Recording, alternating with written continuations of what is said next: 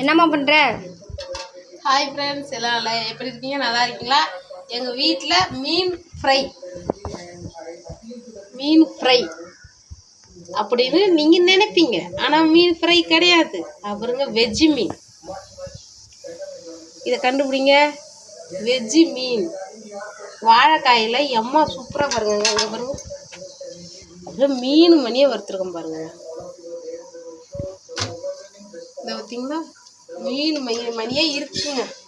என் பையன் சாப்பிட்டு பார்த்துட்டு, நாங்கள் மீன் சாப்பிட்டது இல்லை, இருந்தாலும் அப்படியே இருக்குமா அப்படின்னு சொல்லிட்டு வீடியோ எடுக்க கூப்பிட்டேன்.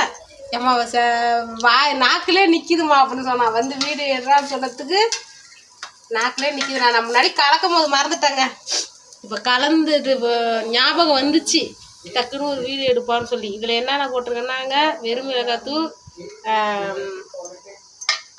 மீன் மசாலா, வெறும் மிளகாத்தூள், உப்பு, தயிர் இல்லைங்க, முட்டையும் இல்லை, அதெல்லாம் நாங்கள் சாப்பிட மாட்டோம். தயிரும் இல்லை, அதனால் லெமன், அப்புறம் என்ன செய்வோம், உப்பு, லெமன், வெறும் மிளகாத்தூள்,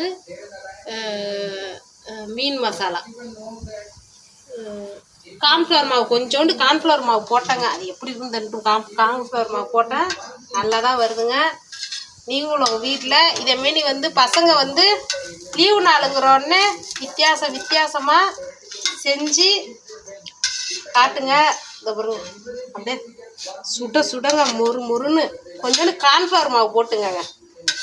லேசாக கனமாலாம் போடாதீங்க. ஒரு டீஸ்பூன் அரிசி மாவு இருந்தால் போட்டுக்கலாம். அப்புறம் என்கிட்ட அரிசி மாவு இல்லை. இந்த பாருங்க, கலர்ஃபுல்லாக பாருங்க. அப்படியே மீன் பாருங்க, அப்படியே தலைன்னு அப்படியே கலர்ஃபுல்லாக இருக்குங்க.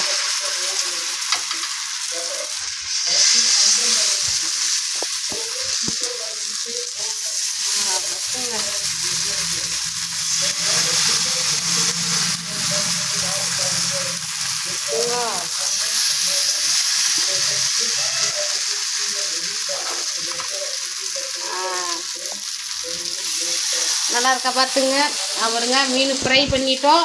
வெஜ்ஜு மீன் ஃப்ரை நல்லா கலந்து ஒரு 10 நிமிஷம் வேக வச்சு இதுமாரி தோசைக்கல்லில் போட்டு இப்படி பொரிச்சு எடுத்திங்கன்னா வாழைக்காய் திங்காத பசங்க கூட இது சாப்பிடுவாங்கங்க. நீங்கள் லீவு நாளையில் வாழைக்காய் பசங்க சாப்பிடாதவங்க கூட இதேமாரி நீங்கள் பொரிச்சு கொடுத்தீங்கன்னா நிச்சயமாக சாப்பிடுவாங்க. லைக் பண்ணுங்கள், ஷேர் பண்ணுங்கள், சப்ஸ்கிரைப் பண்ணுங்கள்.